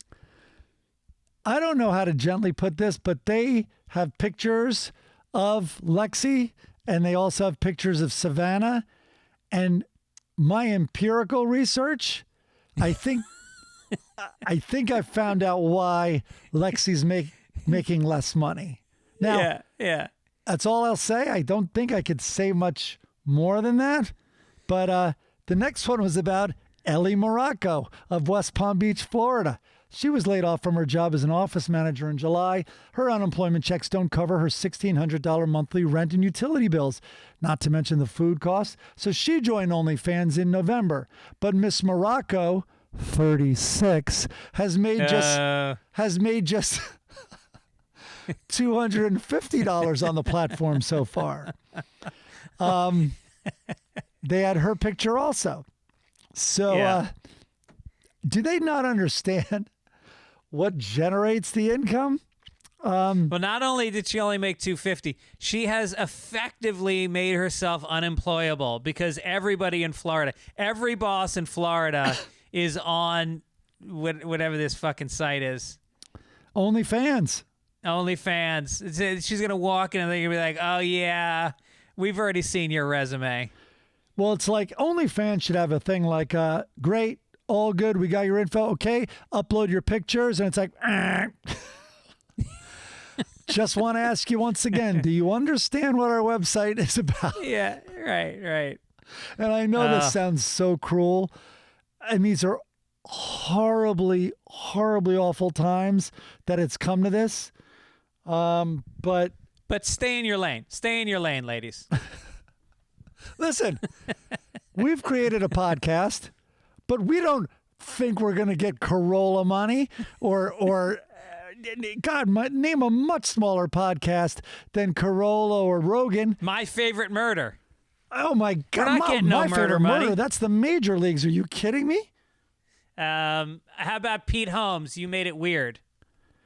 We're not getting no weird money. How about a podcast that just talks about like Dodge darts and restoring them? We don't even think we're going to get that money. We know our lane, as you said. Yeah, that's right. That's right. Oh my God! So I thought that was really interesting, but boy, also sad and funny. Yeah, that's our wheelhouse. Very sad. You want to do an Ask Amy? We haven't done one in so long. I don't know. It's a little political. How about we do the letter about Ask Amy? Okay. Dear Mike and Greg, every time Mike says Ask Amy, I hear ass game me. Is this a reflection of the way he speaks or just me being a pervert? No, I get it. Ask Amy. Ask Amy. Yeah. It really does sound like Ask Game Me. That sounds like the opposite of Ask a safe Game word. Me. All right. I will look for Ask Game Me's and see what I come up with. By the way, there are a lot of ass games. I know that because now young people, apparently it's all about the ass. Totally. It used to be, I mean, I cannot remember being in college and really discussing having anal sex. Not that I never did, but it wasn't something like you went back to the apartment and bragged about with people. And now it's like everything. It's fifth base. There's a thing. Oh, no. Even, I guess, I am going to put it one step below it, is everyone's eating ass. Everyone. They eat the ass. Everyone's eating the ass. You don't have to put the in front of it. I think it's much hipper if you just say eating ass. Yeah. Or this. Maybe this. The. Not black guys. Greg, it makes black you sound guys are always old. saying they don't. Black guys say they don't fuck with the ass. I think that's over now. I think it's just too much. So. And I think a lot of the hip hop ladies are telling them to get over that shit. They're telling them to get on that ass. But you're saying Get eating in the that ass. It's like, Yeah. don't write that on the Facebook. You'll sound really old. Mike Z said, by the way, quote, by the way, could be the new drinking game phrase. I'm 28 minutes into Sunday Papers. And by the way, has been uttered more times than the entire previous podcast. Mike has said it twice in the same sentence.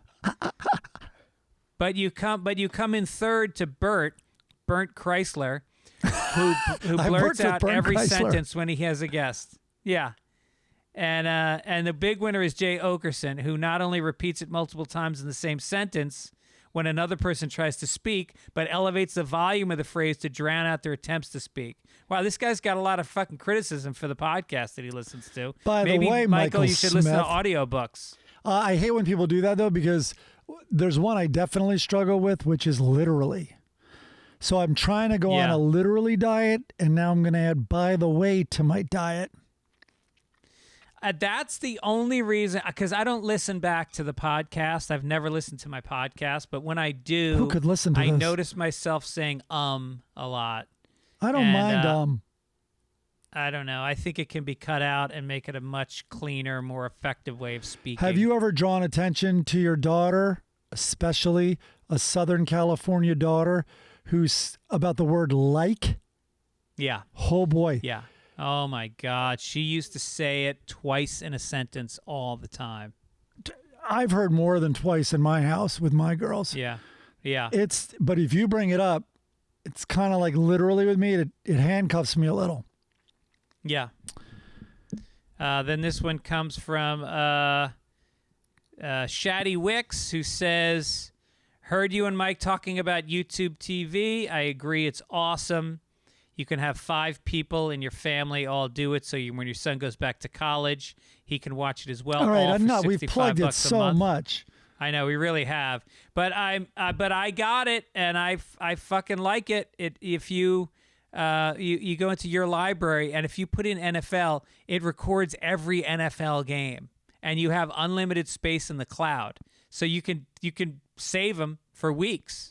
We should try to get a taste. If anyone signs up, God, is there any way? Just tell them we sent you. I know. We should do that. Let's get a little bit sad for a second. It's time for obituaries. Okay. And that's all, folks.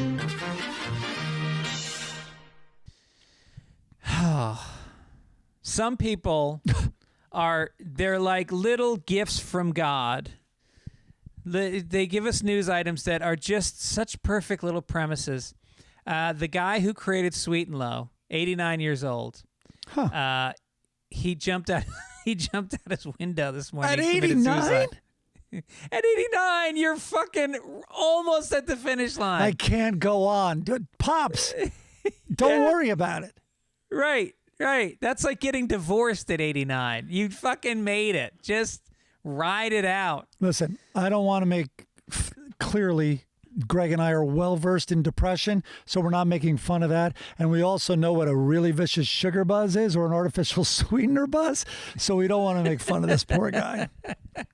But he jumped to his death, and he made Sweet and Low. He made Sugar in the Raw. Did he really? Yeah, he was a sweet guy, and it took him a while to actually hit the ground because he was so thin from the Sweet and Low. He immediately exploded into powder on the sidewalk. No, an old lady was walking by and saw him and stuffed him into her purse. The fire department showed up and immediately ran out with a giant cup of coffee, and we're going back and forth, seeing where the body was falling, trying to catch him right into the mug. I'll tell you, this guy's got a lot of lab rats to answer to when he gets to the other side. They're all waiting for him, fidgeting like crazy. They've all got lumps on their head, lumps on their tits. Totally. He's here, guys. He's here. You had mentioned that Mark Normand joke that came out. He tweeted about it maybe this week. After death, we're all equal. That's a good one. Mark Normand, who played at the club I'm at right now. Last week, Mark Normand was here at the Tempe Improv. Nice. And then also this week, by the way, regarding obituaries. Honorable mentions. Yeah, go ahead. You do it. Well, Siegfried, our beloved Siegfried, Roy predeceased him.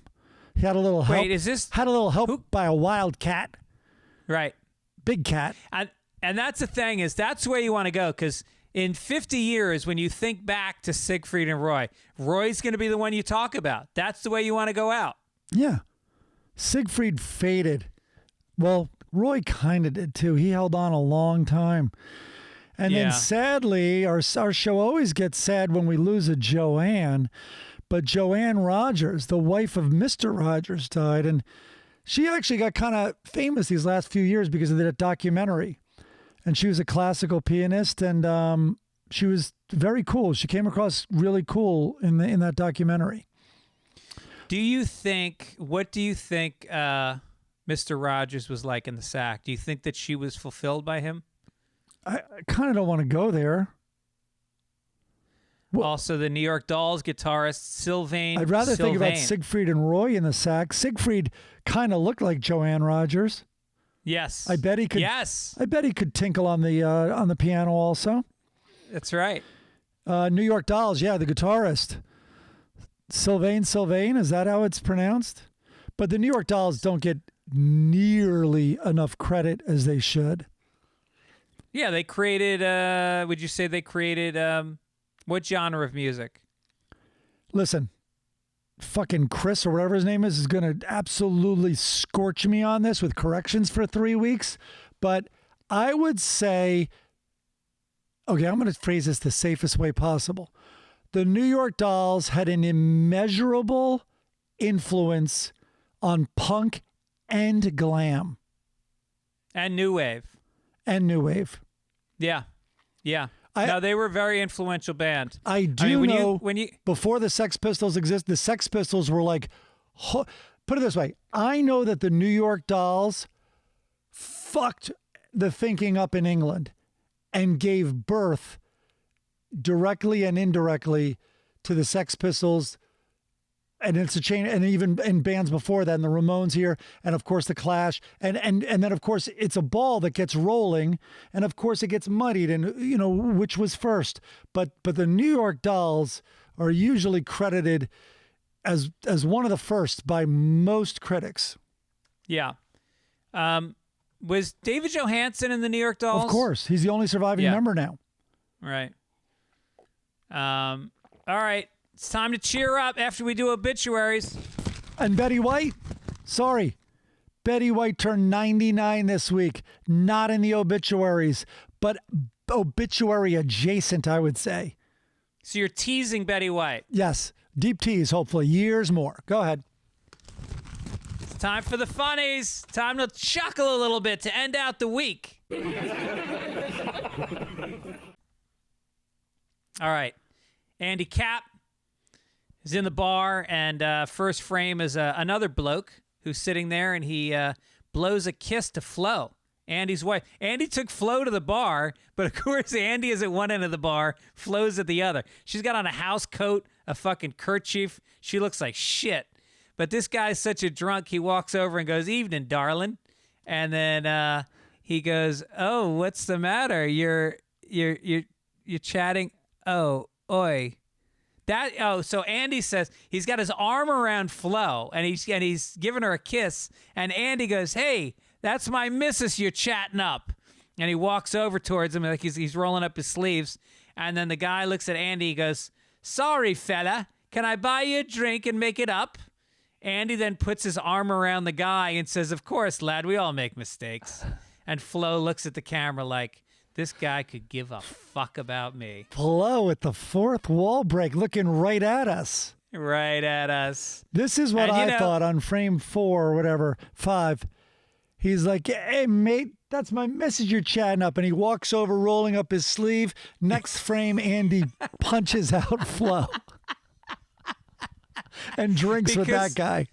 Yeah, because she was asking for it. Look what she's wearing. But by the way, that's my view, actually.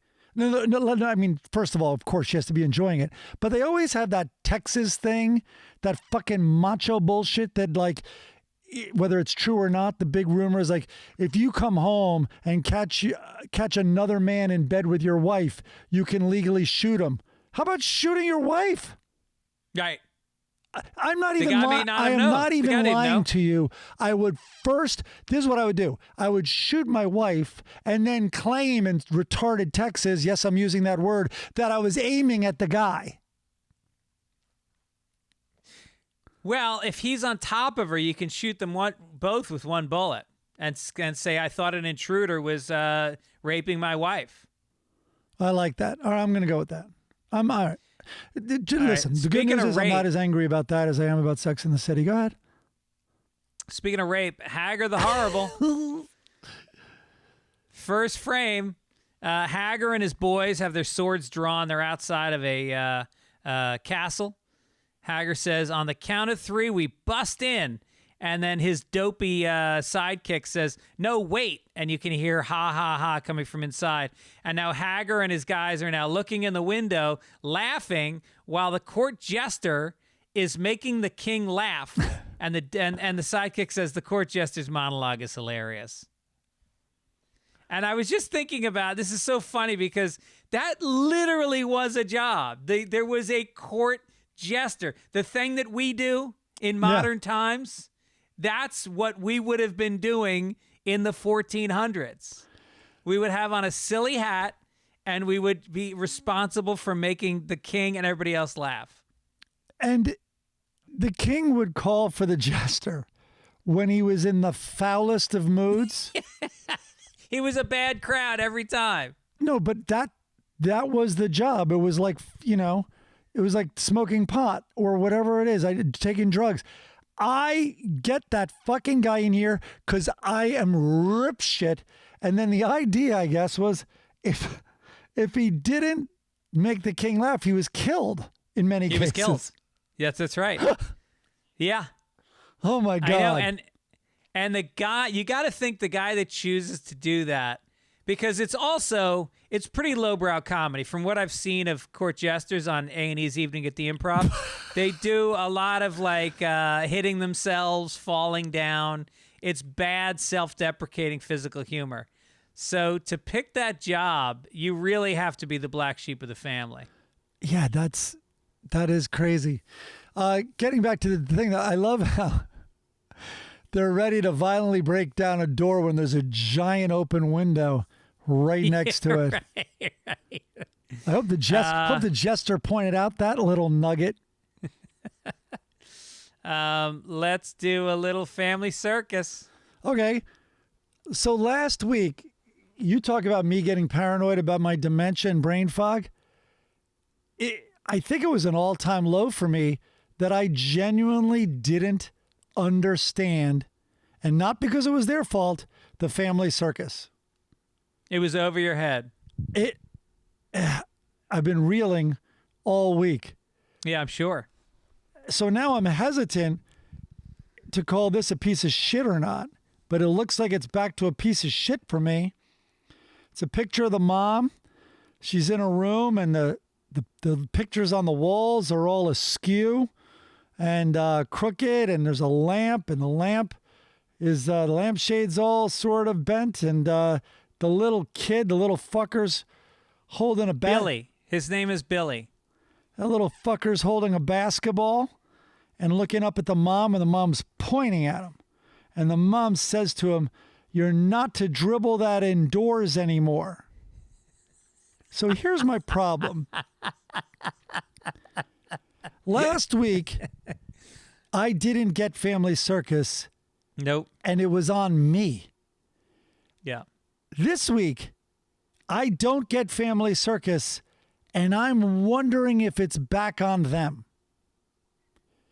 I think it might be. I think Jeff Keane, in this particular one, really just said, let's see if they notice that I just didn't try at all. Let's run this past the 20 million people that are buying newspapers that I get paid by. I mean, so I'm going to run it by you, Greg. So the mom hears dribbling and here's a racket. She comes in. Sure enough, she was right. She heard dribbling and she heard a racket, and the place is a mess. So she tells her son, "You can't dribble that inside anymore."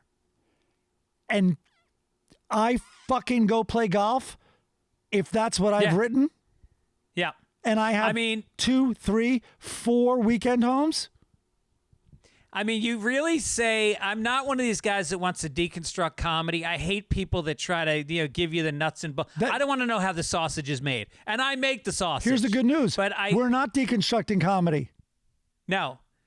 But if you were, you would say that comedy involves a premise, and then there's a turn, and thus there's a laugh because it's unexpected. I'm not sure what Jeff Keane defined as the turn in this joke. I mean, could a little effort have been made on, like, if you keep dribbling inside, do you think any of them could knock things in the right position? Like, I don't know, something, anything. Don't punch it up, that's Mike. not good. Don't punch but up it's Family an effort. Circus. Yeah. Oh, Jesus. Go play some golf. Meanwhile, I'll take this stupid shit over Sex in the City any day. Go ahead. Speaking of sex, in Blondie, Dagwood, again, in the fucking donut pajamas. Can you change it up a little bit? And what a juvenile fucking thing to have. You know, you're a grown man. Show some respect for your wife and get some silk pajamas, something decent. So they're laying in bed, and Dagwood is sitting up, and Blondie is faced away from him. Her golden locks are strewn about the pillow, like spaghetti that you want to just dig into. Oh, jeez. She says, the problem is, ... you never ask me how I'm feeling. Huh. Dagwood in the second frame says, how are you feeling? In the third frame, Blondie says, well, if you have to ask, then we really have a problem. Thank you, Blondie. Finally, an admission. This could be a turning point in the relationship. Blondie literally said, we have a problem. Dagwood breaks the fourth wall and looks at the camera like, holy shit, my life is a lie. Holy shit, she has discovered that she is a 10 and I'm a 6. 5. He's a 5. And he is realizing that he has not physically inferior, mentally inferior, and now she's saying socially inferior, emotionally inferior. And this whole world, I'm hoping next week we start to see this thing fall apart. How psyched would you be if she left him, got her footing, went on dating apps, and then started getting it? Yeah. You would love that. Now, would the dating app only involve other comic characters? Would, like, Bluto from Popeye show up and just hammer her? I think you'd like to see Hager storm the castle. That's a euphemism. I don't want her getting raped. I want, if it it's had not to be rape somebody. if she's into it. That, by the way, the other way of saying that is consensual. I'd like to see Andy Capp give it to her, because then I know that it would just be physical. That Blondie would know, I can't form a relationship with this guy. He's married. He's an alcoholic, but he's got a certain something. Oh, physical sex? I thought you meant physical beatings. Stop it. What? I'm the weirdo calling Andy Capp abusive. Oh, yeah, that's true. That's true. It is called Blondie. It is called Blondie. We don't need Dagwood. What about if Mr. Lockhorn, Leroy Lockhorn, comes over? He couldn't handle that. He couldn't handle that shit. He would ogle it. But he couldn't close. Yeah. Maybe I need one of our listeners to animate me and put me into the fucking into an animated dating app in cases. Now, again, this is all predicated on this strip continuing to go downhill. And this marriage being shown for what it is, which is a sham. We'll see. We'll see on next week's Sunday Papers. Stay Mike, tuned. It's been a blast. Thank you to Midcoast Media, everybody over there that does a great job week in and week out. Beth Hoops, Chris Denman, and Key. And we'll catch you guys now. Oh, by the way, I have some tour dates I have to mention that I canceled. So Kansas City is being pushed until May. Portland is being pushed till September, but I will be back at Raleigh at Good Nights on March 25th through the 27th, and then in April I will be at the San Francisco Punchline. I can't believe you're in Arizona. I know. And Chris has some tour dates. Chris has tour dates. He's going to be the inauguration this week, and then he's going to. Then I think he's hitting every Democratic city very soon after. I think. And then I think jail. He's doing a couple weeks in jail after that. We'll see. We'll see which side comes out on top. Don't forget also, Fitzdog Radio comes out on Tuesdays, and you can book a Cameo. If you want me to leave you a message, go to the Cameo app and hook it up. Mike, nice. Anything to plug? I think I'm just going to plug your Cameo. I didn't know that. Yep. I It's like a lot it. of fun. All right, that'll do it. We'll catch you guys next week. Take it easy. Take it easy.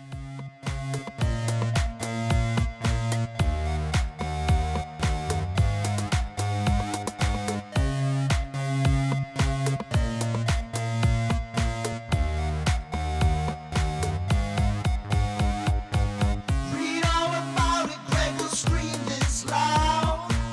And then Mike makes that paper crinkle sound. Joanne keeps writing that she's hot for them, but I think it's coming from Kristen.